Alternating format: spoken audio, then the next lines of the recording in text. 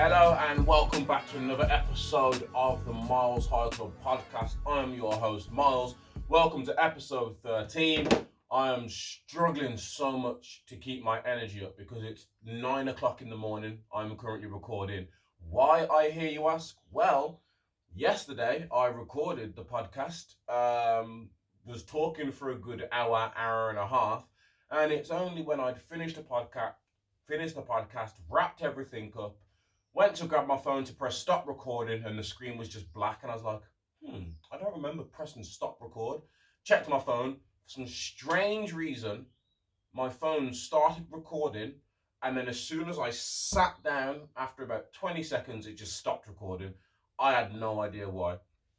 The same thing could happen again, because what I should do is just plug my phone into the TV so I can mirror the screen and make sure it's still recording. However, it's so early in the morning, I can't be bothered to do any of that. So hopefully I can get my energy levels up and keep you guys fully entertained. I've got to talk about everything I've already spoke about for like an hour and a half. So I'm sorry if I don't seem very enthusiastic when I'm talking about everything that I'm going to be talking about today. But yeah, there's the intro. That's all that out of the way. How is everyone doing out there? I hope you're all doing well. I hope you're all doing better than me. I don't know if you can tell. I'm currently going through it at the minute. Now, what is it? Is it the cold? Is it the flu? Is it COVID? No idea, because I am not getting tested. Hey, I am not here to judge. I'm not one of these keyboard warriors that is going to try and shame you for getting tested or not getting tested. Do you, boo? Do you? But no, for me, my girl's mom tested positive for COVID Christmas Eve, which then meant we had to spend Christmas Day at home instead of going around to her mum's. So it was just the household on Christmas Day. Didn't get to see my side later on again because it's COVID, so you got to self-isolate. And then Boxing Day, she tested positive for COVID and was going through it. I'm not getting a test. Main reason because, one, all the symptoms I have are flu symptoms. I have a cold, not even the flu, it's cold symptoms. I have a headache, I have a blocked nose and blocked sinuses, and I have like body aches and slash pains in different places throughout the day. And I keep sneezing a lot. Apart from that, I'm all good. I can still smell, I can still taste. I don't know what it is. I don't have a temperature. I definitely don't have a temperature sitting in this fucking garage. But yeah, so I'm not getting a test. And here's why. It's literally the simplest of reasons why. Oh, yeah, reasons, plural. One, if I get the test and test negative, then I test negative. Two, if I get the test and test positive, all they're going to tell me to do is self-isolate for 10 days, which I'm already doing, being as I'm in the house with someone that has tested positive. So, I don't see it. I've already had the text message from the NHS track and trace saying you've come into contact with someone for the second time. Bearing in mind, it's twice COVID's been brought home now, and I haven't been involved in either of those cases. But there you go. Such is life. Such is the way. Welcome to the 2020 wrap-up video. I'm sorry you're not going to hear the wonderful rant that I actually went on when I thought I was recording yesterday about COVID. Again, you're probably thinking, why don't you just record straight away?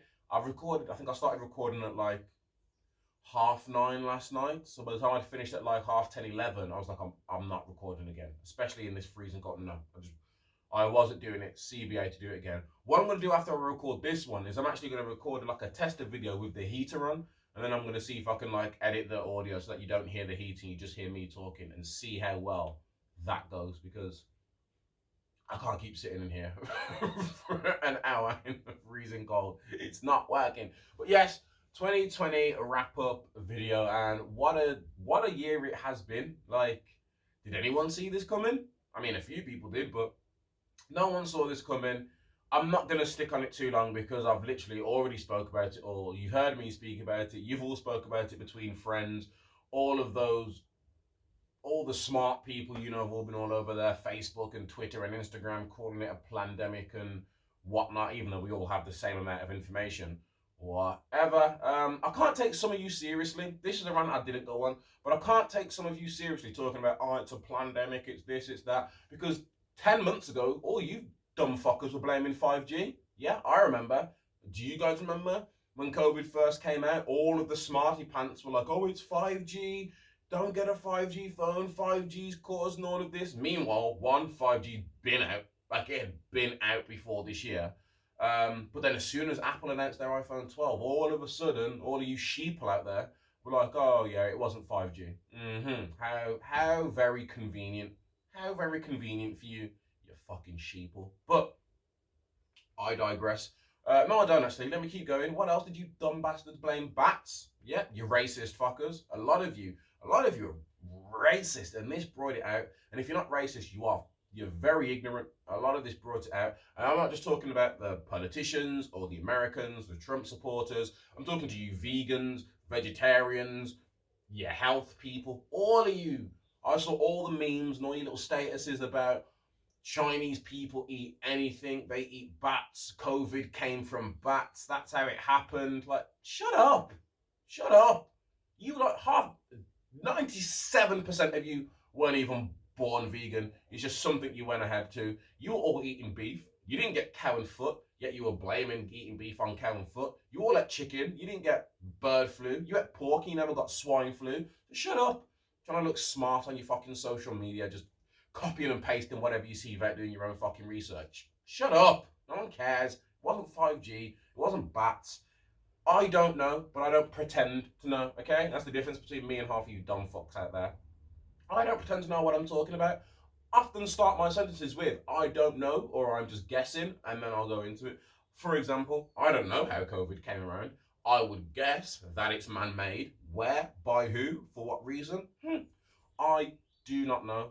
But there you go. Yeah, it was 5G. Then it was bats. Then I don't know what else you guys blamed. Then it was China. You all blamed China for it, even though China has COVID. Unless they're lying to us. Like, again, I don't know. If the whole of China are lying and they have no COVID cases and they're just saying that to make everyone feel like they're getting it as well, makes sense. But I feel like if the Chinese created this disease, they wouldn't loose it in China. Just my thought. Just my thought. I've seen we had a lot of conspiracies this year as well. So we had the 5G conspiracy, the bat conspiracy. We had it's facial recognition, the COVID conspiracy. I don't know if you guys have heard that one, where apparently by wearing masks and covering your face, it's helping with facial recognition. Again, I'm not the smartest person in the world. I don't understand that. I heard some people say, like, because of the social distancing, because of the 2 meter distance, it's a lot easier for cameras to make out people's faces. First of all, have you seen half the cameras these shops use? I don't care how far apart you stand, you could get right up in that camera's face, it still looks shit. Second of all, you all know I work for Samsung. A few years ago, I was working at a business event, what do you call those things? A business expo. And on the stand I was working on, we had a camera. And anytime you walked in front of that camera, regardless of how many people were there, it would circle your face on the screen, and then it would tell you your gender and your age. Well, it would give you like an age range between 6 and 8 years. And every time I did it, it was pretty damn accurate. I think it got my age wrong once, but it always got the gender right, and it normally got the range of ages right for me and a bunch of other people as well. So if you're worried about that, don't. It's as simple as that. Like, I asked this question to some of my friends when we were talking about all these conspiracies. And it's one of those things where, like, whatever they're planning to do, they're going to do. There's nothing we can do about it. I'm not thinking, oh, if we all stand up and uprise, like, the sad truth of it all is we all need order. It's as simple as that. Everyone wants freedom. You don't want true freedom. I'm telling you that now. You probably think, oh, Myles has been hacked by the... You don't. You do not want true freedom, because true freedom, meaning no laws, meaning people can do whatever they want, where they want, how they want, the whole world would fall to shit. So you need order and you need rules. But I asked the question, I was like, people are always moaning about things like, would you rather live in a world now where you have CCTV everywhere? So I'm talking every street, every alley you turn down. You can't walk in like a building or a shop without being on CCTV. Or would you rather live in a world with no CCTV? I know what answer I'm picking. Personally, I don't get up to anything where I wouldn't want cameras watching me 24/7. Like, if you want to watch my boring ass life, carry on. You're not going to get much from me. But living in a world with no CCTV, like none whatsoever, so anyone can do anything, and there's no way of capturing it or knowing it. And CCTV is a very good deterrent in some cases, but that was me digressing because of you dumb bastards out there that talk about some of this stupid shit. What other ones are there? The population control is probably the only conspiracy theory that not only have I seen enough evidence to support the theories that people are making, it makes the most sense. Everyone knows the world's overpopulated, especially in Asia. There's more people within like a small circle of Asia than there is in the rest of the entire world. That should let you know. If that's why you think China had COVID or started COVID or was made in COVID, whatever you think it was to do with China, who knows? But yeah, that was COVID. We had a lot of people lost lives. Rest in peace, and my thoughts go to anyone out there if you lost anyone close to you, anyone far from you, loved ones, special ones, friends, family, even foes. Anyone that you lost to COVID or to COVID related issues, or if you didn't lose them to COVID, maybe COVID and the whole lockdown was like a secondary cause. Like anyone going through any mental health issues, anyone going through any other health issues, some people that just lost their lives to violence. Rest in peace to you all. It probably sounds bad saying, but we don't know what the future holds. You guys might have got out early. That's all I'm going to say. I'm not saying it's a good thing you got out. I'm just saying you guys might have got out early. Like, lockdown. But Earth is currently a club, and lockdown is that guy that snuck the gun into the club, and he's very temperamental, and you guys have all left that club early. Everyone else is hanging around waiting until midnight thinking as soon as midnight strikes, which is New Year's, everything's going to get better. You see that guy that's just snuck in the club with a gun? He's going to become an active shooter after midnight or in 2021. Ugh. Let me check my list. What else did I have? I can't remember what else I was ranting about yesterday, guys. So I do apologise, but I've thrown a little rant out to you there already about how I feel about some of those people. But yeah, let's start the 2020 wrap-up show. Now again, because of COVID, there's not much to wrap up. It got rid of all the sporting events. And that's when I started taking this seriously. I don't know if I mentioned this, but at the start of the year, the two things that made me take this seriously is one, my job, because I work at Samsung HQ, we started getting messages in like late January, early February about travel. And they were saying like, only travel if it's essential or for business. Then we started getting travel bans on a few countries and then more countries. Then it was just don't travel at all unless you really, really have to. And then I think about 3 weeks before we got plunged into a national lockdown. It might have even been before talks of a lockdown. We all got sent home from work. So they were like, if you can work from home, work from home. So our manager messaged just about 3-4 weeks before we actually went into a national lockdown. I was like, guys, we don't need to be in the office. Just work from home to save, just in case. Obviously, back then, anytime someone coughed or sneezed, do you remember how everyone was acting if you coughed or sneezed at the start of the year when COVID was like becoming a thing and it was getting tracked into London and England? I remember when it was just London, which is a funny situation. Like when I think about it now, I remember when COVID was really only in and around the areas of London, and then you flip it onto its head, and at one point London was one of the lowest tiers, and now it went straight into tier 4. And there you go. So it's always you Londoners. Can never let the rest of the country have anything nice, can you, without spoiling it? Yeah, so we went home. But yeah, everything lock off, in the words of Section Boys. The Premier League stopped. Football in England completely stopped. Cricket, rugby, that all stopped. Golf, that completely stopped. And you think golf would carry on. You just don't have people in the crowds because it's one person hitting a stick away from people. But everyone was taking it seriously. The NBA, the NFL, the NHL, baseball, all that stopped. Olympics, the Olympics got cancelled. Now, I'm going to make this up because, like I said, I'm not the smartest person in the world. It was the first time ever the Olympics had been cancelled. And if it's not the first time ever, I think the only other time the Olympics got cancelled was when there was a war. Whether it was World War I or II, I'm not too sure. But that's the only other time the Olympics has been cancelled. So this year, do you know how much money all of these things that I've just mentioned bring in for the cities and states and countries and rich people? Rich people don't like not making money. So the fact that all of these places shut down for COVID, that's what made me take COVID very seriously. I was like, oh shit, like everything is shutting. Like if you weren't essential, apart from WWE in America, which because Trump is best friends with Vince McMahon, and Vince McMahon's wife, Linda McMahon, was lobbying to get more money for that. There was a lot of politics behind what was going on with WWE, the wrestling. They did not stop. When I say they did not stop, they did not miss one episode. They've been moving around and going to different states to bypass laws and having live audiences and not having live audiences. Man, it really did fuck everything up. So I've got no sporting events. All the music festivals were cancelled. There was no touring. Cinemas closed. So there were no big box office releases. Off the top of my head, I can think of 2 films that were launched this year. No, three films that were probably launched this year that had like a hype around them. I'll talk about one or two of them later on in our wrap-up show. But yeah, cinemas closed, attractions closed. Like I literally was thinking I'm going to do a massive 2020 wrap-up, and then I was like, what the fuck do I wrap up? Like, what do I talk about?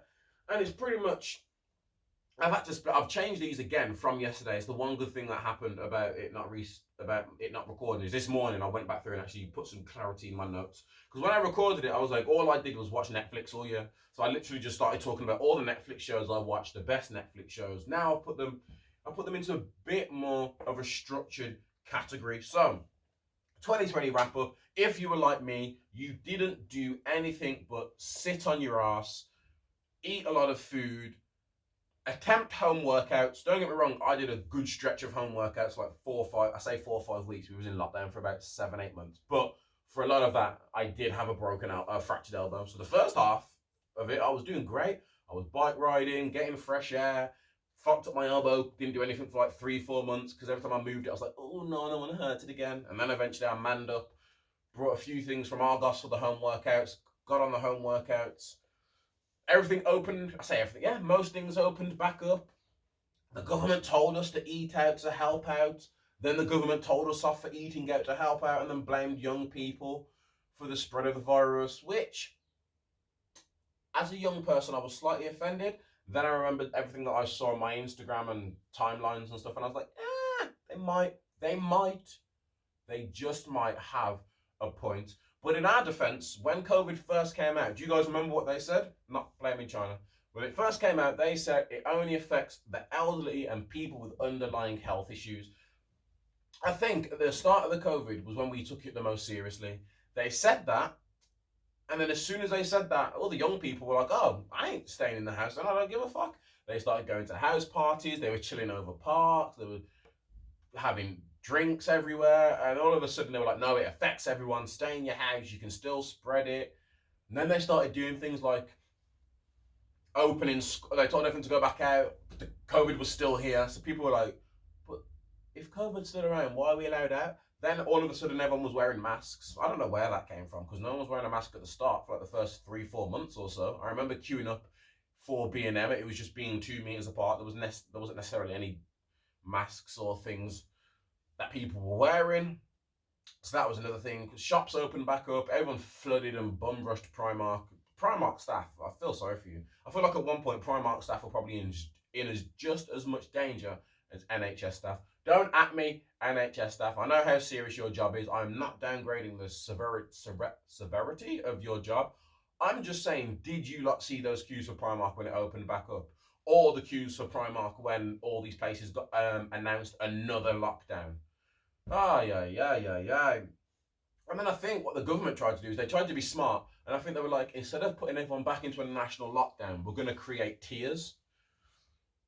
Who knows? Because I still don't know. I still don't understand the tiers. You had tiers 1 to 3.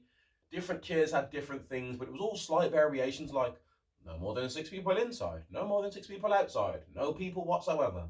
Then they created tier 4 just for London, because I think they didn't want to say, right, London, you're going to go into a local lockdown, because the word lockdown scares people.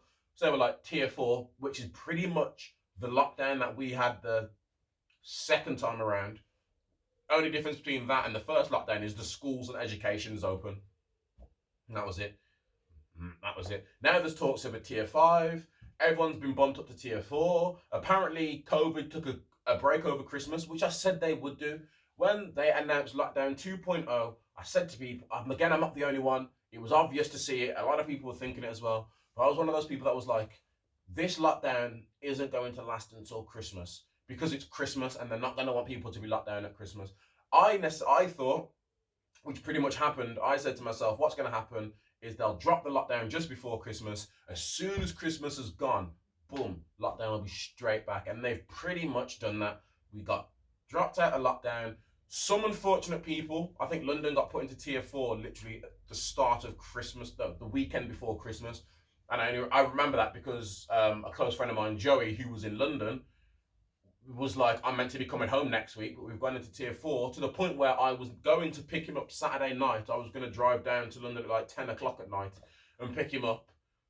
Mainly, again, Joey's like one of my closest friends, and anytime I went to London, he always had a sofa for me to lie on. He lived with people as well, like flatmates, and he always had a sofa for me to lie on, so I'll do anything for that boy. Love you, Joey. But yeah, luckily his dad ended up picking him up, and he didn't get home until 3 o'clock in the morning, so I was kind of like, oh, thank God. Thank God for your dad. But there's that COVID, ladies and gentlemen. And then 2021, it's not going to end. I compared 2020 to being a movie. I like the quarantine, COVID, lockdown is a movie. You want to hope it's just a sequel. You want to hope it's a 2-part movie franchise. Only because 2020 is the first movie. It's been shit.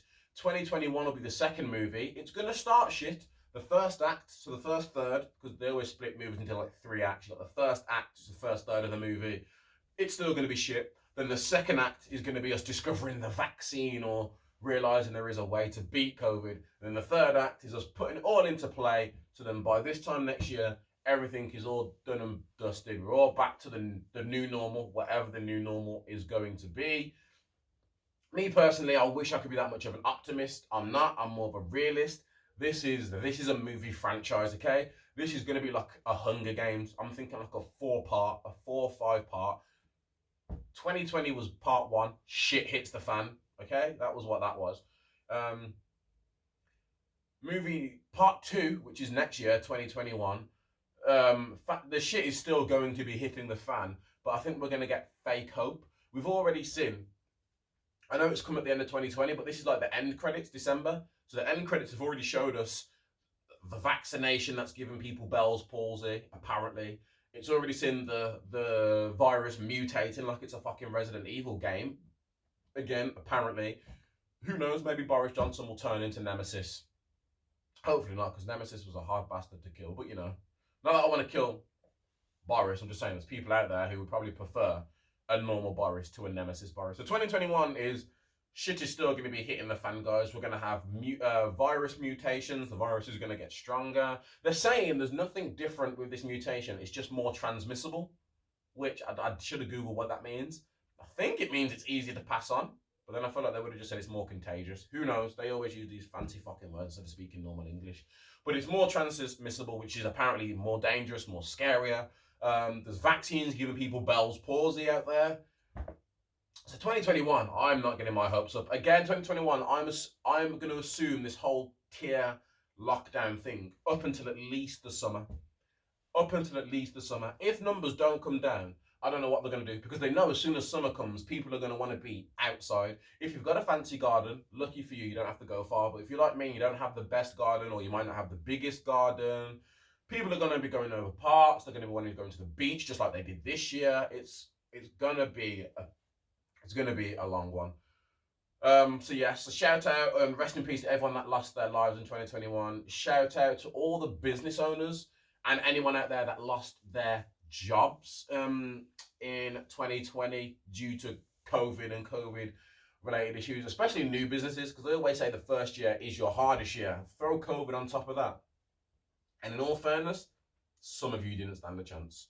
Some people got lucky and either started a business, like I mentioned them when I first started, but a couple of my boys started a gym clothing line. You lucky bastards.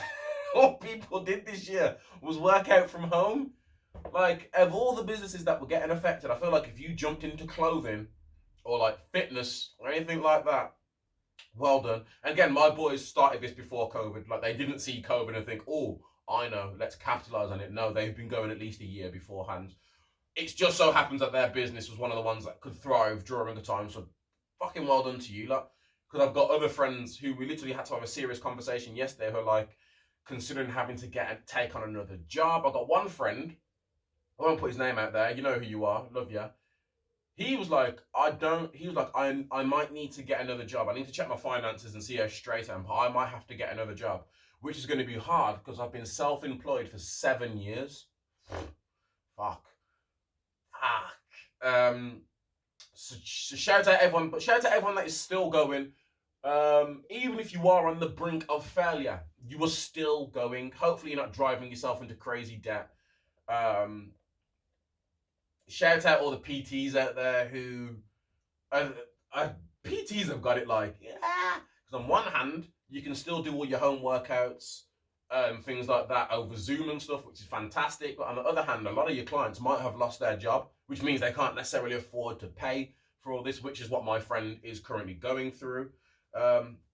It's been shit, and I take it for granted because I've had a job, and my job hasn't been my job. Like, my personal role hasn't been affected. I can't say it hasn't affected Samsung. My role hasn't been affected.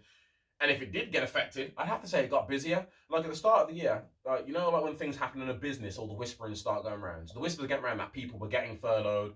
Then they were like, all of these people have been furloughed. I had to Google what furlough was. I remember because I was talking to one of the girls I work with. She actually messaged me like, I'm being furloughed, so pick up with such and such. I had to Google what furloughed was. I was like, is that a fancy way of saying you've been fired? Or like a safe way of firing people without coming under criticism. But it wasn't. It was just, don't come to work, you'll still be paid 80% of your wage, and then it'll get topped up. So I've been overlooking all this, thinking I'm still at work. I just didn't take into consideration just how many people's jobs and lives have been affected by COVID. So once again, shout out to you guys for going strong. Prayers to anyone that didn't make it, whether your business didn't make it or you didn't make it.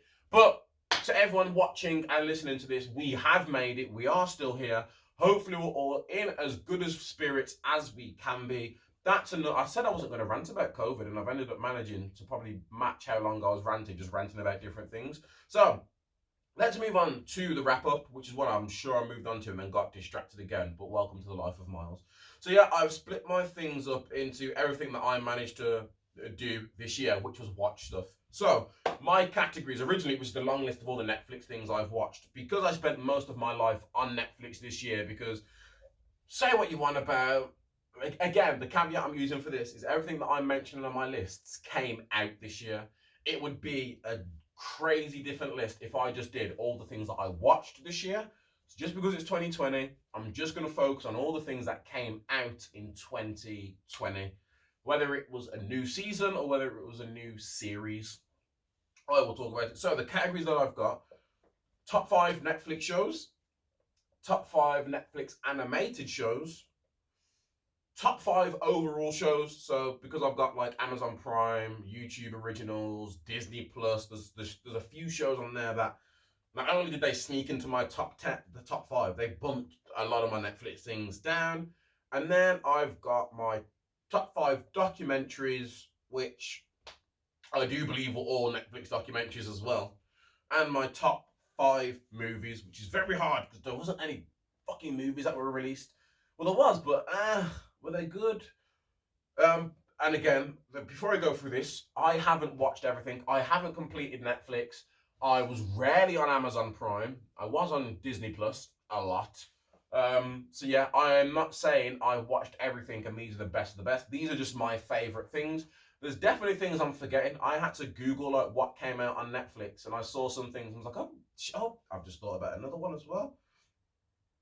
I was like, oh yeah, all this stuff came out this year, and so I had to do some Googles. But let's run through Myles' honest list, starting at the top of my list. What I've got is my top 5 Netflix shows. Now I'm going to attempt to put them in order from 5 being the worst. I say the worst, the best of the worst, or the worst of the best. The worst of the best? Yeah, the worst of the best, which makes it sound bad, but it's really not. Give me a second. So everyone wondering, yes, I have a new cup. I've still got my metal flask with my water in there, but it's freezing and I'm half asleep, which doesn't make sense now I think about it because I've got a hot chocolate in here, Galaxy hot chocolate. Yeah, but let me tell you out there, hot chocolate drinkers, if you can afford to, what you need to do is you go to the shop and buy milk. Preferably coconut or almond or oats. But if you want to drink normal cow's milk, go for it. I'm not going to judge you.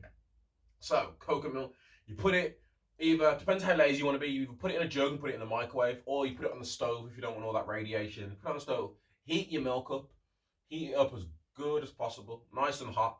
Then what you do is you add your scoops of your hot chocolate, whatever brand you want to go for. I've got Galaxy in here, into your cup, and then just slowly pour your milk and just keep whisking. That's how you get that frothy hot chocolate. Just keep pouring, keep whisking, keep pouring, keep whisking. No hot water involved. Look, I'm not going to judge you if you use hot water in your hot chocolate, because I used to and sometimes I still do. But the taste and the creaminess of making a hot chocolate with just milk will change your lives if you don't do that already.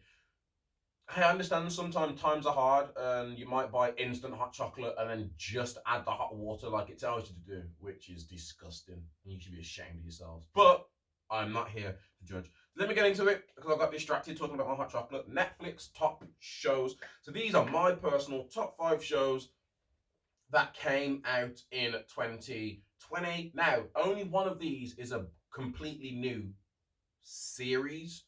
The rest of them just dropped a new season this year, which that season's made it onto my top list, and I'll also shout out the whole show so that you lot should go back and watch. I don't know how I'm going to rank them. I'm just going to put them in order of my favourites, like what I was running to watch, what I was anticipating, what I was waiting for, and things like that. So coming in at number 5 is RuPaul's Drag Race. Do not at me. I remember before, I was watching RuPaul's Drag Race and 2 of my boys came around, Joey and Bowen. They didn't come to see me, they came to see Mila because she'd not long been born. And they were like, Myles, what are you watching? I was like, RuPaul's Drag Race. And they tried to get judgy with me, and I was like, I never thought of all the people I know that you would sit here watching men walk up and down a catwalk in drag. Let me tell you something, I probably never thought of that either, but the missus was like, should we watch this?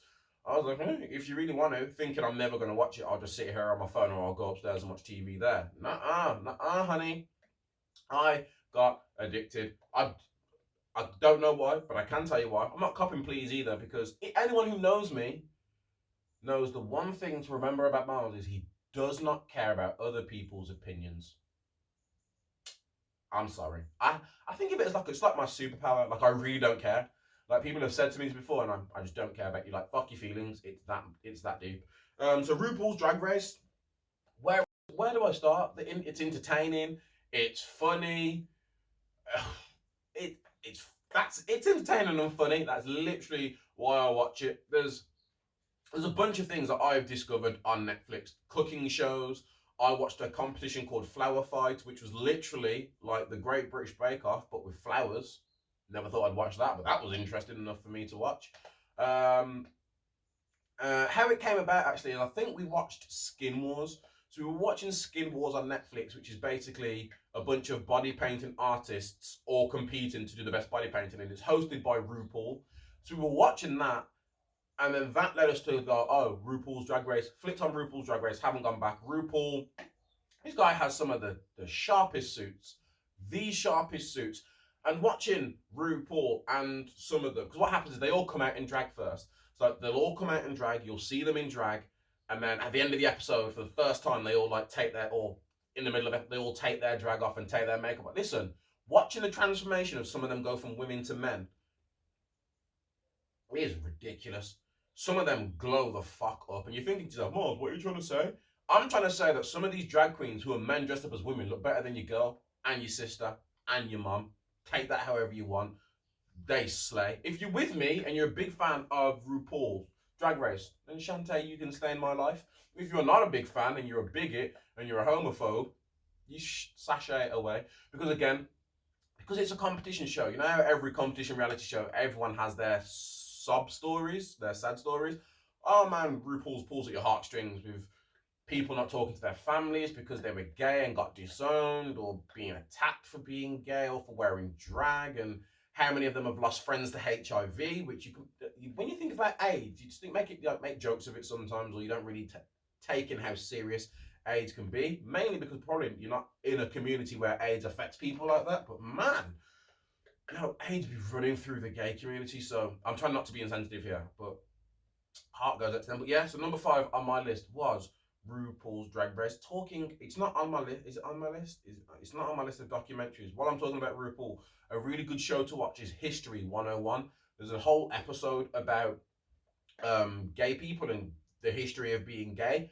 I learned, I can make up for the mistake I made on my last video as well. I learned what the F word means. I literally just said it on my last video. Like, I just blurted it out and was like, maybe I shouldn't say it, because like that's like if a white guy was to say nigger, it wouldn't go down well for them. So the F word, the F bomb in the gay community, the slang for a cigarette. So we call cigarettes fags. If you that or the extended version of that, I think I did it the safe way. Sorry if anyone's offended. I found out that through this program that the definition of that is it's a bundle of burning sticks, which is what they used to burn gay people on in history as well. So that's why they call gay people the F word, because the F word is a bundle of flaming sticks. It's a dark, horrible history when you do your research on it and all the rights that get put. I digress. RuPaul's coming in at number 5. Coming in at number 4, this is literally from one end of the spectrum right to the other end of the spectrum. Hip Hop Evolution Season 4. So Season 4 of Hip Hop Evolution came out this year. If you are a fan of hip hop, interested in hip hop, like hip hop, have been influenced by hip hop, I'm assuming one of those 4 things I just said affects you, because hip hop, let's face it, is the biggest music genre in the world right now, is the most influential music in the world right now, and is the highest and hottest selling music genre in the world right now. Don't at me about that. It's just facts. You can't argue them. There you go. Hip Hop Evolution Season 4. So I'll talk about Season 4 first. So Season 4 dives through I think it talks about Eminem, talks about Lil Wayne, it talks about the evolution of hip hop. You need to watch it from, you don't need to, but it's better to watch it from Season 1 all the way through, mainly because it's an aspiring rapper who, again, when you hear aspiring rapper, you think to yourself, oh God, here we go. No, this guy's dope. He doesn't push his own agenda. He might be trying to get signed by some of these rappers, but he never pushes his own agenda. All he does is, episode 1, he goes right to the start of hip-hop, way back in the 70s in Bronx, when hip-hop was more disco music and house parties, and it takes you from the very Grandmaster Flash and the very first pioneers of hip-hop.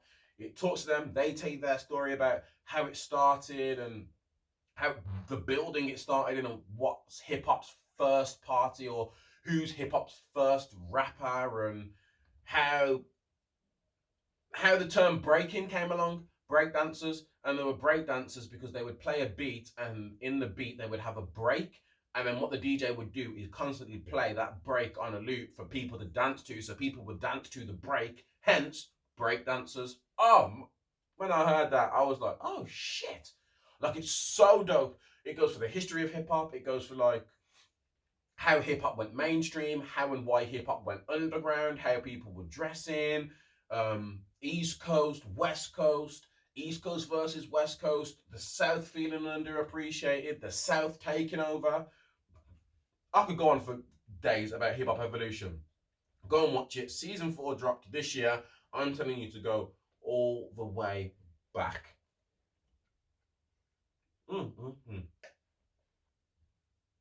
Number 3, I'm going to go for The Order. This year, something called The Order Season 2 dropped. Now, if you're like me, these 2 words are going to sell you on this program. Werewolf, magic. That's all I needed.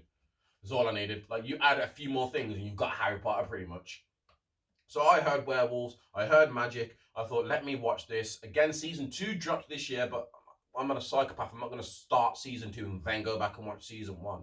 So I went back, watched Season 1 and Season 2. And you know what? It's a pretty damn good show. I should have put a caveat out there that I've probably said it before, I'm a big fantasy / sci-fi fan.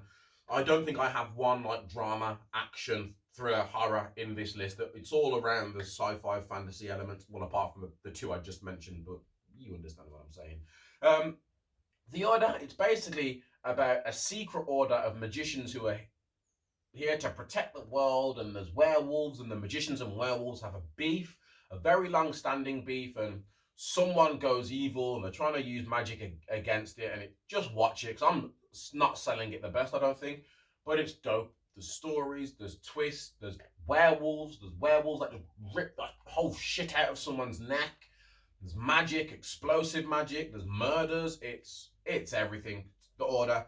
Great acting. Is it great? Yeah, it's great acting. Great acting. And it's one of those things where it's a cast you don't know. I love watching programs. Well, it's a cast I didn't know. I love watching programs when it's a cast I don't know, because then I have no idea who anyone is or what characters people usually play. You know, when I'm talking about typecasts, there's no chance of someone there being a typecast because I've never seen them before. So it's all fresh and new. Oh, it's such a good program. I think there's only 8 episodes a season, because that seems to be the new thing. Worth a watch. The Order. My third highest, my top 3 show for Netflix this year. Number 2 is a brand new series, Lock and Key. Again, magic and fantasy, so dope. Lock and Key is basically about these magical keys that give people the power to do a whole wide variety of things. The start of the series begins like some guy uses a key and sets himself on fire. Then the kids' dads die. The kids and the mum move to his old childhood house, I think, to clean it out or sell it or something. They end up stumbling along these keys. That's when the danger ensues. Someone wants these keys. For what reason? We have no idea yet. You get a little bit of, it's one of those ones where it shows you now, when it also does like a few flashbacks to like what happened in the past, so you can understand what happened and what went on. So good. Again, full of nice little twists. There's a key that you can put in the back of your head, and then it means you can go inside your own head. Like, for example, if I was to sit here now, I'd put the key in the back of my head, and then a door would appear, and then me and whoever else is there, we could all walk in that door, and that door would take you inside your mind, which so dope. There's a key that's like a skeleton key. You can put it in any door, and it takes you wherever you want to go. There's a key that sets things on fire. There's a key that controls people. So much. It's all about these kids just getting the keys, trying not to use the keys, using the keys, someone coming after them, a deadly person coming after them. It's so fucking good. Lock and Key, so good. I think it's been, I don't know if it's been confirmed actually, that's a lie, but it definitely looks like there's a season 2 coming, so it doesn't look like they just canned it after the first one. Lock and Key was such a good watch. I think that was 10 episodes, an hour long as well, so it's a decent binge, depending on how you binge. If you watch 2 a day, it'll last you the week. There you go. And my top Netflix show for the year, it's not a new series, but it was a new season, and it's quickly becoming my favorite thing on Netflix. The only thing at the minute I would easily put above it is Stranger Things, and that's because Stranger Things sits in a world of its own. And it didn't drop this year, it dropped the middle of last year, which is the other reason why Stranger Things isn't on my list. But my top show on Netflix this year has to be Umbrella Academy. Superhero galore. Everything I like. So there's 2 seasons of it. Season 2 came out this year. Season 1 came out, I think it was last year or the year before. Again, I can't talk about season 2 without talking about season 1. Season 1, basically something happens where there's 100 and something women all get pregnant at the exact same time and give birth at the exact same time on the exact same day. Because it's such a phenomenon, this millionaire, I might be getting a few details wrong, this millionaire goes around and purchases 7 of the kids. And those kids all have superpowers. He then trains them in their own little academy or school, because they're all in school uniform, to be superheroes. They go around as a team doing superhero stuff. And then I think what happens is one of the kids dies. This isn't a spoiler because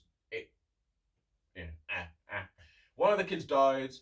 The kids all end up splitting up and going their separate ways. Then their dad dies, which brings them all back together. They then try and work out, I think they're trying to find out how their dad died or why their dad died. Shit happens. By the end of the season, the world blows up. And then season 2 starts with them going back in time and trying to fix what causes the world to blow up, which ends up sending them on a whole new path of great adventures. There's fighting, there's great ass-kicking scenes, superhero stuff. Like, I don't know how else I'm getting across my point of superhero stuff. But again, dope actors. You'll know at least one of them. I knew one of them. He was in Misfits. If anyone watched Misfits, I can't remember what his name was, but it was the one that couldn't die in Misfits. That was his power. Like, he was immortal, so that was his power. But yeah, so dope. So dope. And then the twist that came at the end, because apparently Umbrella Academy is a comic book, and I've never read the comic book, so I have no idea what was going on. And there was a twist that came at the end that blew my mind, and it came at like episode 8 or 9. It wasn't even the last episode, and then the last episode didn't even touch on it, and I was like, oh, this show is fucking amazing. When is season 3 coming out? So my top show, my top overall show for Netflix this year, 2020, is Umbrella Academy season 2. I would advise you go and watch both seasons because, again, for me, it's up there with Stranger Things. Stranger Things still takes it, but it's one of the best things that I've watched in a long, long, long time. And then, an honorable mention. I should actually have a few honorable mentions on here, but the only honorable mention I've got on there for top shows is a show called Tiny Pretty Things. Now, the reason why it's an honorable mention is it's a new series. It came out this year. I think it's only just come out. So because I'm currently watching it and I'm heavily invested into what's going on, I think that's why I'm rating it so highly. So that's why it hasn't made my top 5, but it's an honorable mention. Basically, there's a girl who's a ballet dancer. She applies for this big ballet school in Chicago, doesn't get it, but then she gets accepted, and then finds out when she gets here that the reason she got accepted is because the main girl that was there before died. Did she fall off the roof? Did she get pushed off the roof? Who knows? There's a jealous ex-boyfriend everyone thinks it is. There's the compete, like there's so much. There's the competing side of ballet. There's the dance, like they do dance, and the dancing is so amazing that they do as well. You watch them dance, you see the drama in the studio, behind the studio, love, sex, fights. Oh, it's dope. Some gay guy does, I don't know why I pointed out he's gay, but he does this. Like some guys pick on them because they're gay, and these guys were not expecting it because this guy does some Jet Li kung fu spinning spear kick to this guy's chest, and they just fuck him up on the spot. Oh, it was so good. Tiny Pretty Things is my honorable mention as well. So Netflix top animated shows. All of these again are TV shows. A lot harder to rank, I think. But hey ho, we will go for it. So coming in at number 5, something called Blood of Zeus. Again, I love Greek mythology. Anything Greek mythology I love, which is why I got involved in this. I don't want to give away too much, but there's gods, demons, gruesome fight scenes, a lot of blood, a great story. But I don't know what else to say about Blood of Zeus apart from all of that without giving away the story. There's demons that attack people and possess people. Oh, Blood of Zeus, go and watch it. The next one is Transformers. They released an animated version of Transformers, and the main reason why it made my list is because the one thing that I think the Transformer movies have lost is it's a Transformer movie. We're only here to watch this movie because we want to watch Transformers. We want to watch these mechanical giants fighting each other. I don't give a fuck about Sam Witwicky or all these humans or people in the army and all their politics and bullshit. No, I don't care. It really annoys me about the Transformer movies that they're all mainly focused on the humans than they are the Transformers. This, at the minute where I am, there are no humans in it. It's all on Cybertron. It's all about the war of Cybertron, or Autobots versus Decepticons. I think it's a really cool look, especially when you've been stuck with fucking 6, I don't know how many Michael Bay Transformer movies there were, but there was a lot of them and they were terrible. Bumblebee is decent with John Cena. That is decent. However, that's meant to be a prequel to the original. And I'm like, it doesn't quite work, personally, but whatever. I'm not the producer or writer of said show. Now we're moving into my top 3. All 3 of these had me glued to the screen and itching for more to come out. Number 3 is going to be Kipo and the Age of the Wonder Beast. Now, they dropped 3 seasons this year. 3 seasons. It's all been good. It's been so good. Kipo and the Age of the Wonder Beast. It's basically a futuristic, apocalyptic land where humans now live underground in hiding, and these things called mutes, which are short for mutants, roam the earth. It's basically all animal wildlife has mutated into, in most cases, 100 times bigger, more fierce, human-eating animals. Like there's dogs that humans like the size of a dog's toenail. That's how big the dog is. Talking frogs and a talking monkey called Scarlemagne that's after everyone. And there's a battle between humans and mutes, and there's a basically follows Kipo, who's a girl who somehow gets lost when her burrow gets attacked. She's there trying to find her family. She meets some friends. They battle mutes. They make friends with mutes. It's Kipo on the Edge of the Wannabees. It's dope. It's not an adult one. It is very child friendly, but it's still a good one. It's not childish. It's just child friendly. That's what I would say to that. This top spot is really, really hard between 1 and 2. Between 1 and 2 is really close. I'm just going to read out what's on top in my list because the list isn't in order. It's just how I write them down. So coming in at number 2, season 4 of Big Mouth. Big Mouth is one of the funniest animated shows out there. It's one of the smartest, most educational, and it's very this is not child friendly. It should be, but no, this is not child friendly. Big Mouth is the show I needed starting high school. Like, if you have a child in year 7 or year 8 or about to start high school, as gruesome as you think it might be, probably year 9, they should watch Big Mouth. You shouldn't do sex education. They should get rid of sex education and just play episodes of Big Mouth, because Big Mouth covers off every fucking thing a kid goes through. Everything. They cover off depression, anxiety, gratitude, sex, relationships, race, but they do it in the smartest and funniest way, so it doesn't feel like it's being rammed down your throat. For example, depression is a cat. It's called Depression Kitty. It's this big, fat, purple cat, and all she does is just smother and lie over you and tell you don't need to do anything and you shouldn't go anywhere. And I'm assuming basically what people with depression feel like in here, that's what Depression Kitty does to this person. Like, you can physically see it happening. They've got anxiety mosquitoes that are just like mosquitoes just buzzing around, making you more and more anxious, just whispering things and telling you things that make you feel even more anxious. It's literally like, there's one episode where it covers off it so well. It's there's an episode on hand jobs. Such a good episode. And basically it starts because this boy splits up with his girlfriend, and then a rumor goes around the school that he split up with her because she wouldn't give him a hand job.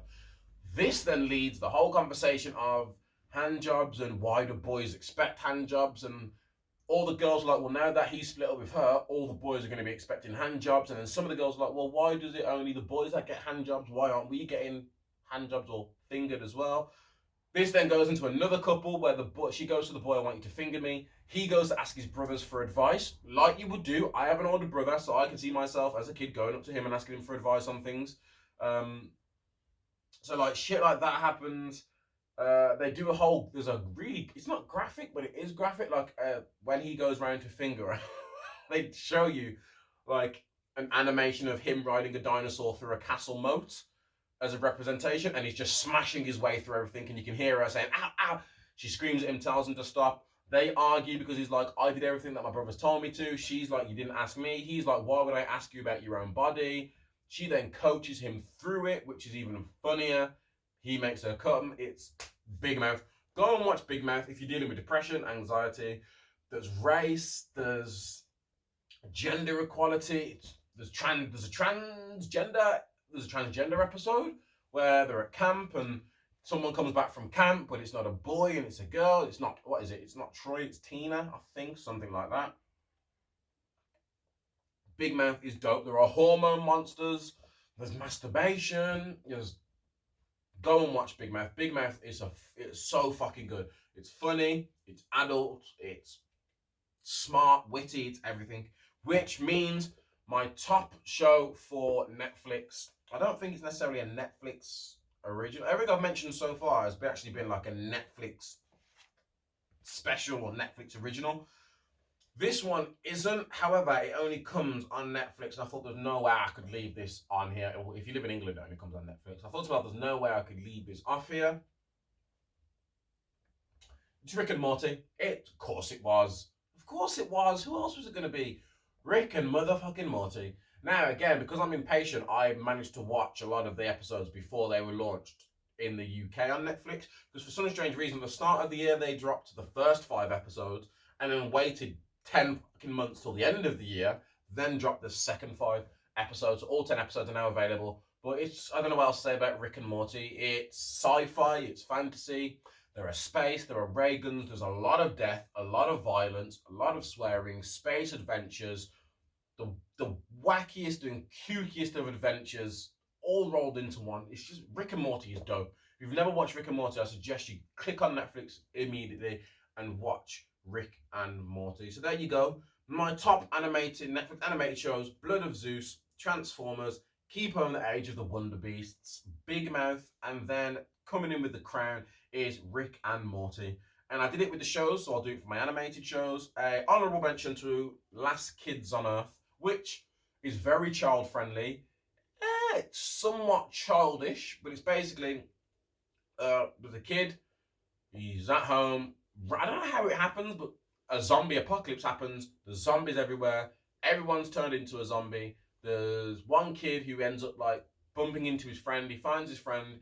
He's then on a mission to try and find the girl he fancies to see if she's alive. They come across monsters and zombies, and they've got to try and survive. And they are literally the last kids on Earth against all these mutated zombies and zombie beasts that are after them and hunting them down. It's really cool. I personally think it's really, really cool show to watch, and that's called The Last Kids on Earth. That is my honourable mention. Now, moving away from Netflix, let's jump right into my top overall shows of the year. Starting with number 5, already mentioned it once, I'll mention it again. The Order comes on Netflix. Now I'm like, do I want The Order in my top 5 overall shows? I don't think it was better than Rick and Morty, and I don't think it was better than Big Mouth. Oh, now we are cooking, because the top overall shows, I don't know if Order. I was really into The Order, but I was also really into Big Mouth. You know what? I'll keep The Order purely because The Order, I binge watch it from start to finish before watching anything in between. With Big Mouth, it took me like 3 weeks to watch. I was just watching episodes here and there. Same with Rick and Morty. So I'm going to leave it as The Order. Coming at number 5 is The Order. At number 4 is Lock and Key. At number 3, as dope as it was, is Umbrella Academy. And this is because there are 2 shows that didn't come on Netflix that just smashed it out of the gate. Coming in at number 2, a lot of people aren't going to be happy with this, but when you hear my number 1, hopefully you'll understand why. But coming in at number 2, Disney Plus's own The Mandalorian. Now, The Mandalorian is that good. I say, if you are not a Star Wars fan, you can still watch the Mandalorian series and have all the fun in the world.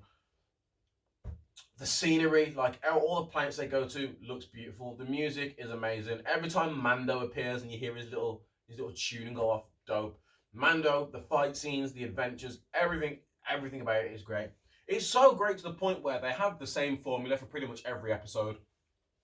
Mando goes somewhere, needs someone's help. Before he can help them, they're like, I need you to help me. They go on an adventure and do something. He completes the adventure. They then tell him where he needs to go or what he needs to do. He goes there, rinse and repeat. But every story is different. It's so good. The action's dope. The acting in there is so dope. Sasha Banks from WWE made an appearance in this series. Okatana from the Clone Wars, she was in this season, and she was dope. The woman that got to play her, such a dope actress. She was dope throughout it all. Darksaber, Baby Yoda, the scene with the Death Troopers when Mando is fighting just the one. Oh, I'm giving it all away.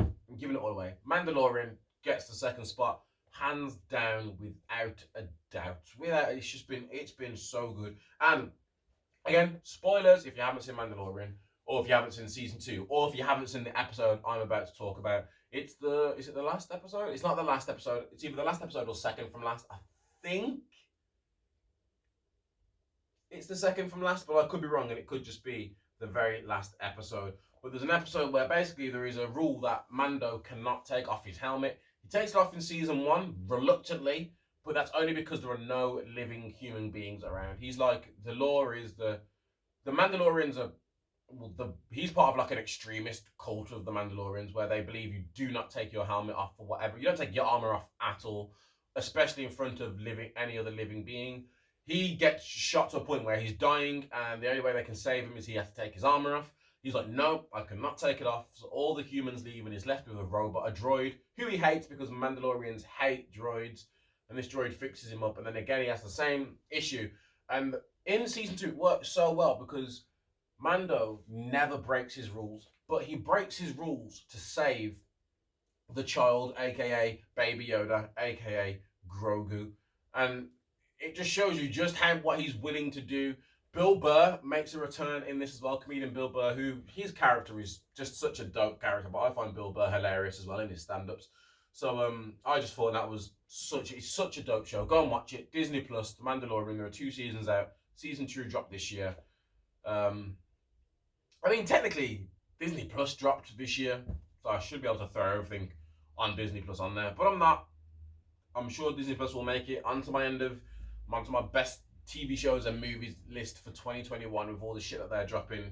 If you want to know what they're dropping, just go back a few episodes and watch the Disney World Order episode where I cover off Disney's massive announcement about everything that they are doing over the next few years.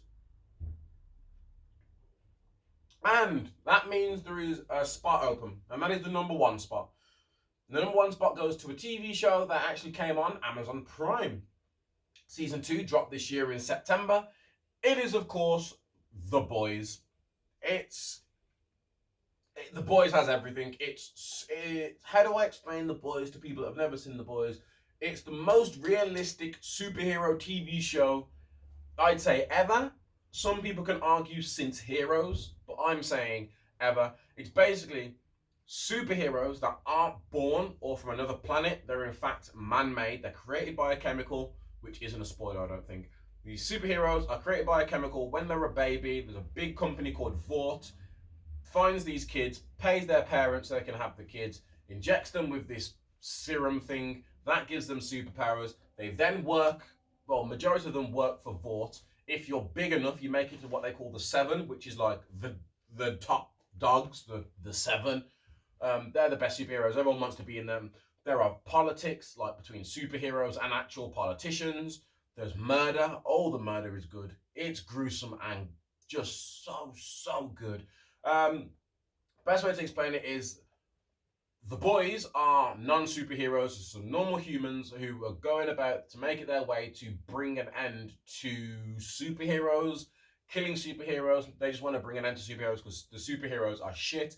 The backstory is there's a guy called Billy Butcher. He had a girlfriend. His girlfriend disappeared and he thought his girlfriend got killed by a superhero. It then turned, I don't want to ruin it, but it turns out you know what, just watch it. Just watch what happens with Billy Butcher. There's also the main guy who at the very first, as soon as it starts, season 1, the main guy is stood there and he's talking to his girlfriend. They're walking and they're holding hands. He stood on the pavement, she stood in the road. They're talking, they're about to kiss. And as they're talking, literally, he stood there. It just goes slow motion. And then all of a sudden, you're looking at his face, Huey. I think he's called Huey. You're looking at his face and blood just splatters on his face. And then he looks down and he's just holding hands. There's no body attached to those hands, guys. It's literally just like here somewhere. For podcast listeners, it's like the hands just past the wrist, maybe. And there's blood everywhere. There's blood splattered across the floor. And what turns out is there was a superhero running, fast as soup. He runs straight through her, sending blood everywhere. He's literally like, I'm sorry, can't stop, and then goes again. That sends Huey on the path. Billy Butcher gets Huey to join the boys, who have also got a history with superheroes killing their former boss's grandchildren. Just watch it. Season 2, The Boys. Watch both seasons of The Boys. Fucking dope. Graphics are amazing. The story's amazing. The plot and the twists are amazing. The characters. The guy that plays Homelander. Fuck me, he's good. So good. It's like, imagine if Superman had an ego that was getting hurt. That's what it is. Like, his ego is, he is the Superman of this universe, and his ego, oh man, does he like to let you know that because he believes he's the strongest out there. He's just a cunt, but it's a great, sorry for the C word, guys, drop that out there, no, then. But it's just a really dope show. And I'm sticking with it. So that's my top 5 overall shows for 2020. The Order, Lock and Key, Umbrella Academy, Mandalorian, and The Boys. Again, if you disagree, get in the comments. Make sure you get in the comments. I say get in the comments every fucking video. No one is in the comments. But yeah, get in the comments. Let me know your top 5 movies, whether it's Netflix, or top 5 shows, whether it's Netflix, Prime, Disney, Hulu, YouTube. Maybe some of that came on TV. I wanted to put Gogglebox in there because Gogglebox is just fantastic. It's just Gogglebox is just great. There was also Des that came out on ITV Hub about the serial. Is it ITV or Channel 5? I think it was ITV. Yeah, Des, ITV. Based 3-part. Based on a serial killer. Such a good one. His Dark Materials, they dropped their 2nd season. I haven't quite finished it yet, but I'm already really enjoying His Dark Materials. That's on BBC iPlayer. There was a few good shows. Say nothing happened with what happened this year, and you think production would have got shut down.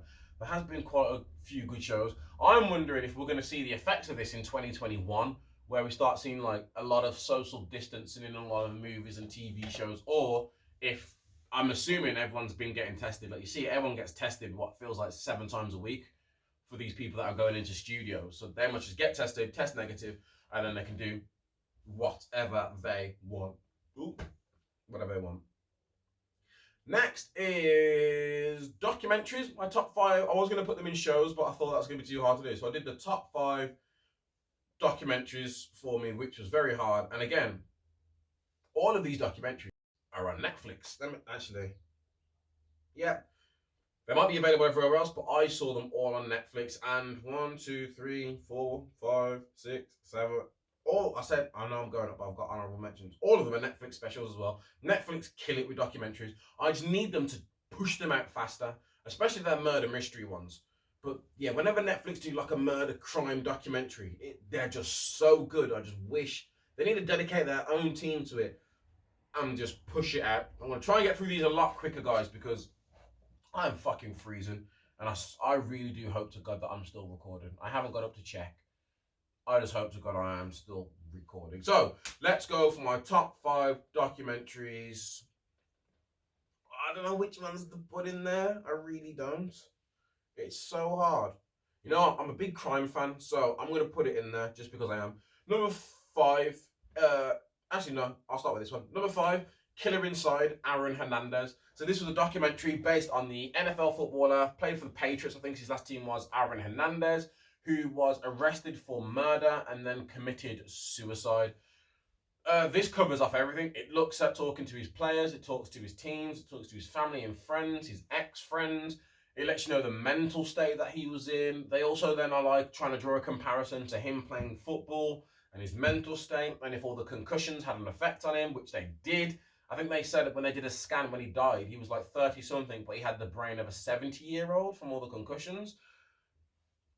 And then comes into the argument of, did he do this because he was mentally ill, or did he do this just because he was crazy? Like, there's one bit where like him and his friend go out. It's caught on CCTV. Him and his friend go out to a club. I think someone bumps into him or something. That pisses him off. They end up leaving the club, and then he ends up driving up on those two and shooting them. Does he kill them? I think he kills them, but gets away with that somehow. Don't know how he gets away with it. Carries on going, and they ends up killing his best friend, who I think was with him that night because he thought he was suspicious. He literally calls 2 friends. They come over. They all go for a ride. Blasts him in his car. Unfortunately for him, the person in the car literally texts his sister like, "This is who I'm with if you don't hear from me again," because he knew something suspicious was going on. Man, it's a sad story on so many different levels. So, Killer Inside, Aaron Hernandez, go and watch that. Number 4, Inside the World's Toughest Prisons. It's just a fun show. I think he did 4 or 5 episodes for this one. But each episode, there's a guy who was once on trial. He was once arrested in England and was sentenced, to life, but I think he lost like 12, 15 years of his life for being wrongly convicted from a murder that he didn't commit. So now he goes around the world just looking at some of the world's toughest prisons. It's only 1 episode in these places. I think he spends a week in them. You know, some of these places are squalors. Like the conditions, like 70 people in like a 20-person room, people sleeping on hard floors, no blankets, no outside, the smallest bit of light, the danger, the people making you their wives, and oh my life, it was this season, episode 4, he's in one jail. I think it's in Africa. And he's got to share like a 2-man room of about 8 people. And they're testing him. So like, yeah, he's like, you're gonna be my wife. And he's like, what do you mean? He's like, no. He's like, you're gonna be my wife. He has no way. He's like, you gotta imagine you're in jail. There's only a cameraman in there with you. Like, if guards can't get to you that quick, like they can kill you. Like, you're gonna be my wife, and one of them like tries to sleep next to him and tries to take his shoes, and he runs off out the cell, and that makes him look weak. And it's dope. Watch it. Inside the world's toughest prisons. And a season 5 is dropping on the 8th of January. I do believe my Netflix keeps telling me, so I can't wait for that one. Next week, the week after next, I think that drops. So there you go. Watch that. Binge them all in time for season 5. Ooh, number 3. Number 3, I already spoke about. I spoke about it on my very first episode. I ended up going into like a 50-minute deep dive, and I didn't mean to talk about it for that long. Is American Murder, The Family Next Door. I'm not going to spend too long on this. If you want to know, first of all, go and watch it. American Murder, Family Next Door. Really good documentary to watch on Netflix. Once you've then done that, come back onto YouTube or Spotify, or wherever else you listen to my podcast. Go and listen to the very first podcast, starting with Murder. There, I talk about what I thought about the whole documentary and the people involved. The only thing that I will say on it is what I didn't realise at the time of recording is that before Netflix even did their documentary, a YouTuber had done their own like conspiracy video based on that trial. Man, she pulled things out that Netflix didn't even sniff at. Like, the side chick actually knew a lot more than she lets on. There was a lot of weird messages and Google searches like how to hide bodies or what to do if my boyfriend tells me he's going to leave his wife. All sorts of things like that. How much of a narcissist they made the victim look. Netflix made the victim look like a narcissist compared to the sweet person she actually was and the piece of shit that her husband was. But I don't want to give it. I've already given it away by saying a piece of shit. But it's called American Murder, so you know someone dies, and they tell you that someone.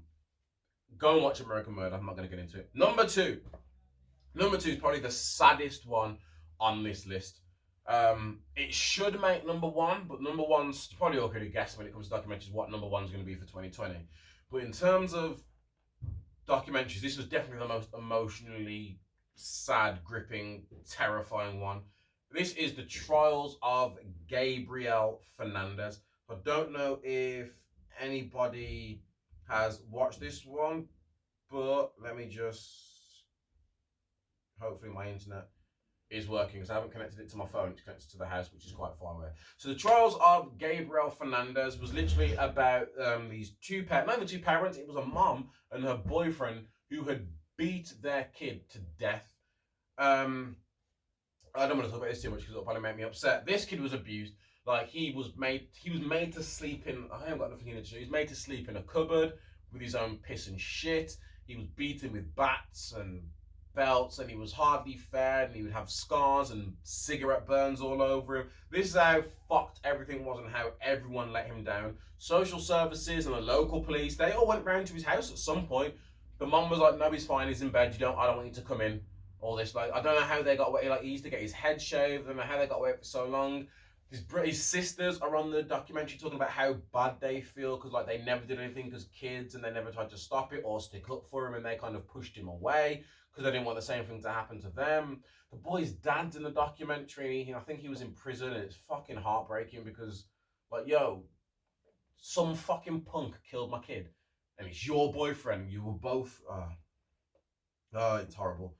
Trials of Gabriel Fernandez. It's a tearjerker. There's a lot of people I talked to that watched it that got very, very upset watching the trials of Gabriel Fernandez. So that's my number 2 documentary. It's a sad one, but it's one worth watching. And number 1, of course, it is the documentary of the year. Mine, yours, everybody's fucking favorite. Carol Baskin killed her husband, whacked him. Can't convince me that it didn't happen. Tiger King, murder, madness, and whatever else the little tagline thing was. I should have started this podcast after Tiger King when that came out, because I don't know about you guys, I remember seeing the caption of Tiger King, and you know when you're on Netflix and it starts playing a bit of it, none of that interested me. It was only when people started talking about it and I saw all the memes, I was like, right, let me check out this Tiger King program, and my God, what a flipping program. Give me 2 seconds. No, I can keep talking actually. Yeah, what a program. that was the, I don't know, we've all spoke about it by now. It's been out for that long. I feel like everyone is fully aware of the Tiger King and all the things that went on in the Tiger King. But where'd you start? There's the tigers, there's the cheap ass zoo, there's Joe Exotic as a human being. Do you think he cared about tigers? There's Carol Baskin, his nemesis. Did she care about tigers? Did she feed her husband to her tiger? Did she kill her husband? That's the next documentary. Do a documentary on Carol Baskin and her husband. I need to know that. I need to know. She definitely killed her husband or got him killed. One of those two things is a fact. One of those two things is a fact. Hold on. Oh, it came out. I thought there was. Don't you worry. Yeah. The fact that Joe Exotic was gay and married someone who wasn't gay, and then convinced his husband to let him get a second husband who also wasn't gay, and had a mouthful of teeth when he met Joe Exotic, and then Joe was like, yeah, if you marry me, I'll fill your drug addiction, I'll just give you meth whenever you want it. And then all his teeth fell out, the woman that got her arm bit off, and Joe didn't give a fuck about her. He was just like, oh my God, I'm going to lose everything. And the fact that when he was on the run from the police, he was literally in Vegas or somewhere, or still in Florida, trying to talk like he's in Barbados, and you can fucking see the signs behind him to let you know where he is. He ran for president, and yo, Tiger King had everything. It had sex, murder, money, mystery, mayhem, tigers, lions, famous people. Oh my life. What didn't Tiger King have? Tiger King had everything. They need to do a follow-up. I said yesterday when I was going that podcast, what they should do is release Joe Exotic from prison, let him continue his war with Carol Baskin, and then just put him back in prison after, and put her in prison when you find out the truth about her husband, because something just doesn't add up. And as always, I do have because there were documentaries and there was a lot of them, I have a lot of honourable mentions. I'm not going to talk about them all too much, but you've got The Last Dance, the Michael Jordan Chicago Bulls documentary. That's dope. Cheer is a really dope one on cheerleading. And a whole cheerleading school and the dramas and all the things that go into making you the best. That was dope. David Attenborough, Life on Our Planet. How that didn't make it into my top 5, I don't know, because man, he knows how to make you feel guilty about being a human being. Holiday movies that made us. If you like Home Alone or Elf, I suggest, even if you don't like them, it's a really good watch. The fact that Home Alone nearly never got made, and at one point there was someone walking through the studio firing everyone, and then immediately behind him was someone from another studio telling everyone that they've still got a job, because, just go and watch it. Holiday movies that made us, go and watch it. History 101, I think I mentioned that, that's a documentary. The World's Most Wanted, that was a very good documentary. There's been a few crime ones. Fear City, the Mafia one, that was a good documentary. Oh, there's been so many good documentaries, and that's just a few off the top of my head I can shout out. I've also now lost feeling in my toes, so last category we're going to go through is my MylesHighClub top 5 movies of 2020. Starting with number 5, Trolls World Tour. I wish I could sit here and lie to you and say I only watched it because of my daughter, it was really good. No. I was going to watch it regardless, because, I don't know, I just love animated movies. And Trolls is the one thing that actually makes me enjoy pop music. Like, whenever they start singing, I start dancing along and singing with them. This was a dope story about the 5 strings of music. Kind of pissed that there was no hip-hop representation, apart from Tiny Dancer, who was a troll birthed from pop, and hip-hop doesn't come from pop, but whatever. There was no, like, reggae or bash. There was reggaeton, there was a K-pop.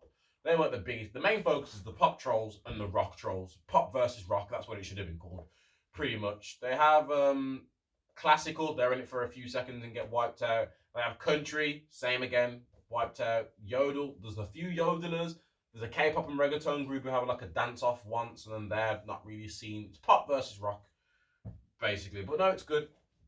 I enjoy Trolls. There we go. Number 4, Onward. Originally, Trolls World Tour, it was meant to drop in cinema.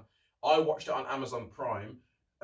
Universal, who I'm sure is the studio behind them, actually got in trouble with, I think, Cineworld or Odeon, because they were pissed that they didn't hold the movie off until cinemas came back, and they just did it for home release, because Trolls broke records and sold a fuckload. Like, they made a lot of money from just putting it in people's houses straight away instead of waiting for cinemas to come up, so I do not blame them. Onward, Disney Plus, came out earlier this year, starring Chris Pratt and Tom Holland. Off the first watch, I wasn't actually too thrilled by it, but not only have I watched Onward multiple times, I even watched it yesterday actually, and I just really enjoy Onward. Such a cool little family film. It's basically a magical world where magic has sort of died out now and people are using technology more than their own magic. It's a boy's birthday. Him and his brother get a present from his dad who died before the boy was born. It's a magical spell that grants them he grants him to come back to life for 24 hours so they can spend time with him. The spell goes wrong, only half of his body comes back, so they then spend the next 24 hours trying to complete this quest in order to get their whole dad so they can see their dad. One of them for the last time, one of them for the first time and last time. Really good, warming show. Number 3, Jingle Jangle. Yes, I know it's a Christmas movie. Yes, I know it's just come out. But oh man, Jingle Jangle is just fun. I've already spoke about it, so I'm not going to dwell on it too much. Fun, great cast, great music, great dancing, great story. It's just great. Just great. Watching Forrest Whitaker dancing here, doing a little two-step it warms my soul every time I see it. Number 2, The Lovebirds, Netflix. So Jingle Jangle, sorry, was Netflix. The Lovebirds was Netflix as well, starring evil. Lovebirds, starring Issa Rae. Did I look at it before? Hold on a minute. Lovebirds, yeah, I've searched it before. Starring Issa Rae, who are just beautiful and amazing, and someone called Kumail. Yeah, I think it is Kumail Nanjiani. Kumail Nanjiani, I'm going to call him that. Probably wrong. If I remember to go back through this and edit, you'll see pictures there. But at this rate, because I've got to get this out ASAP, I don't think I'm going to be putting anything in there. So sorry guys, you have to Google it yourself. And if you're watching it on your phone, like a lot of people, you keep telling me, I'm watching it on my phone or I'm washing up, but you keep telling me to Google stuff.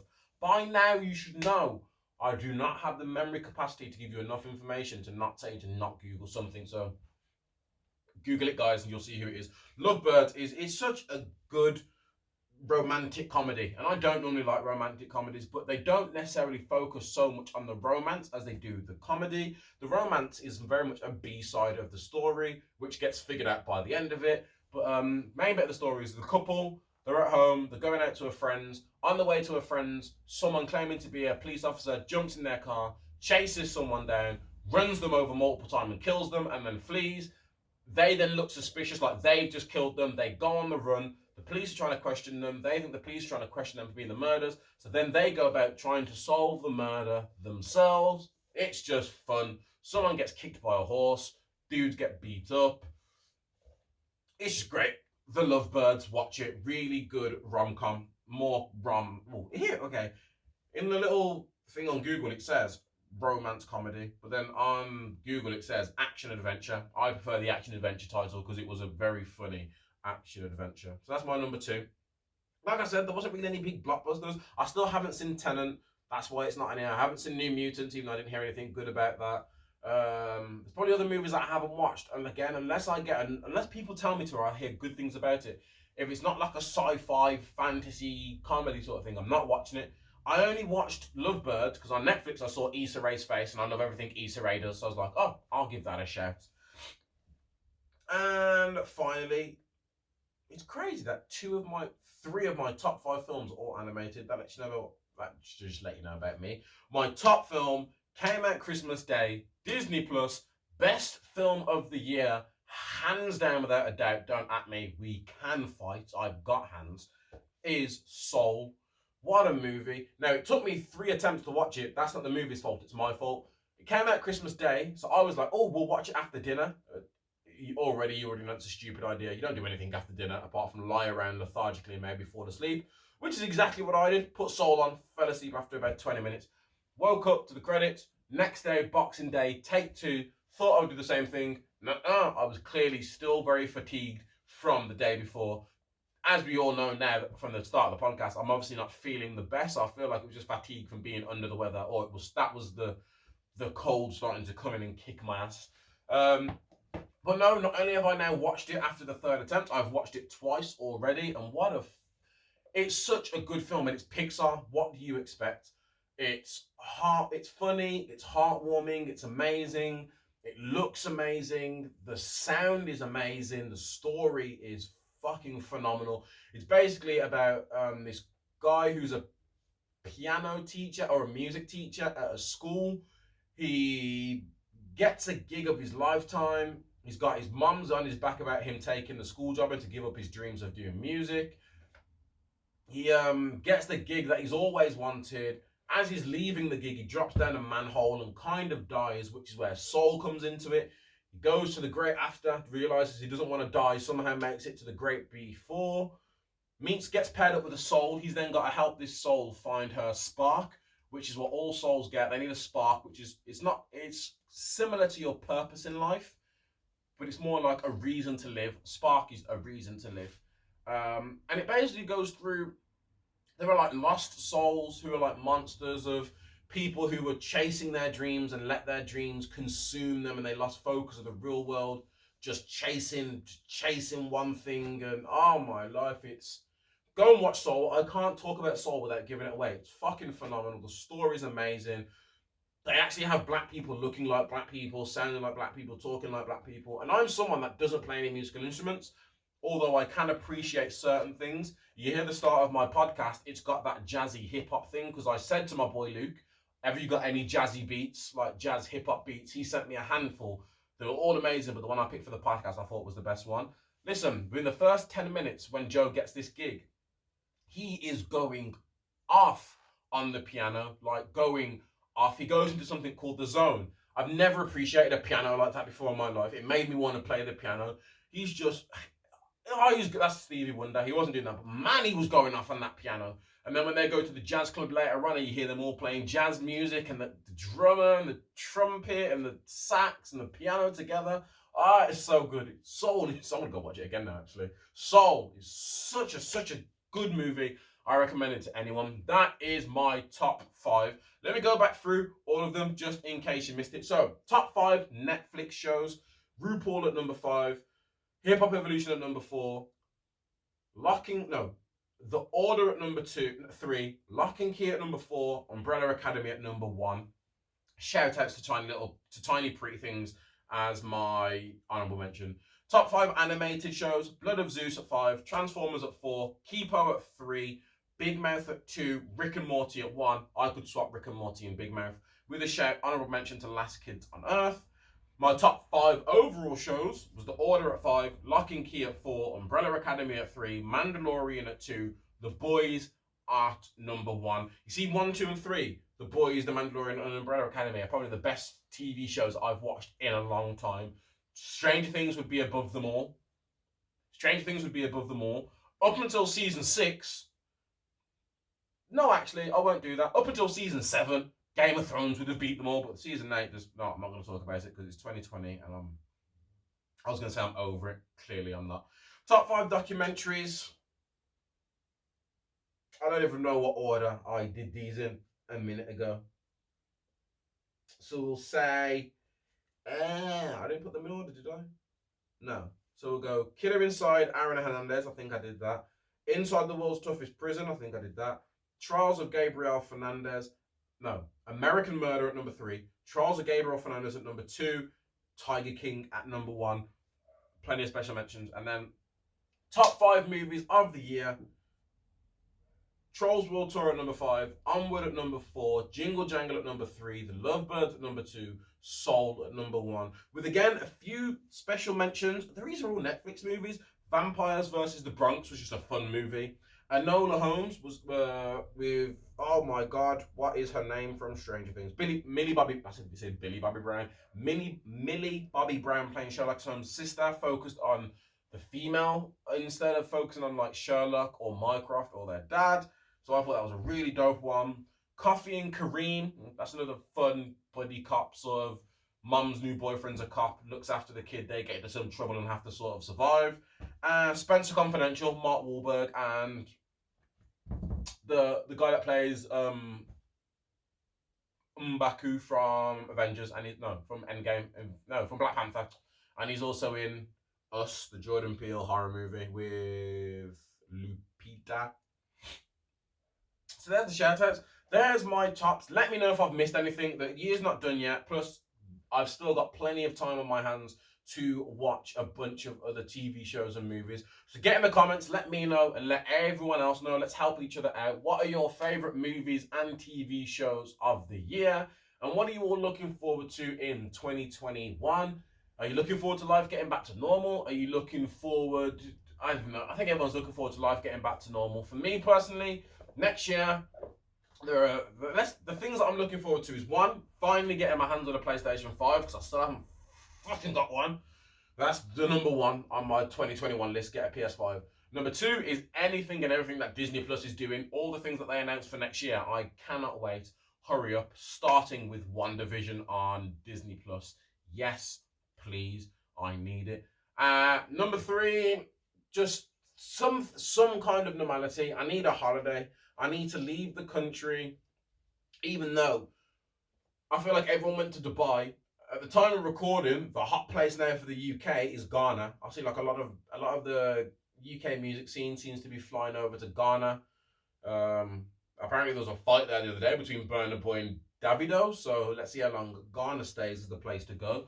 After coming back from Dubai, again, Londoners had a little scrap on a plane coming back from Dubai. You can't take niggas nowhere, can you?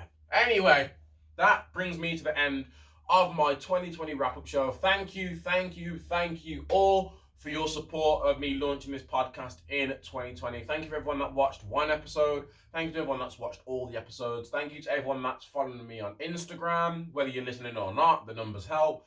Thank you to everyone that has subscribed. If you haven't subscribed, I need to keep saying it. I don't like saying it, but I have to keep saying it, otherwise no one will do it. Please subscribe to the YouTube channel or subscribe to the channel wherever you're listening to this podcast on. Make sure you like it. Make sure you drop a comment, even if it's good job or an L, just so I like the letter L, not as in me taking an L, but just put something in the comments. Okay, I reply to them. I have all the time, considering none of you even comment on there. But yeah, this isn't me telling you off. That's all. I'm freezing, can't feel my toes. I'm going to go back inside and make something warm to eat. I've been Myles. This has been the MylesHighClub podcast. 2020 is done. See you in the new year. Peace.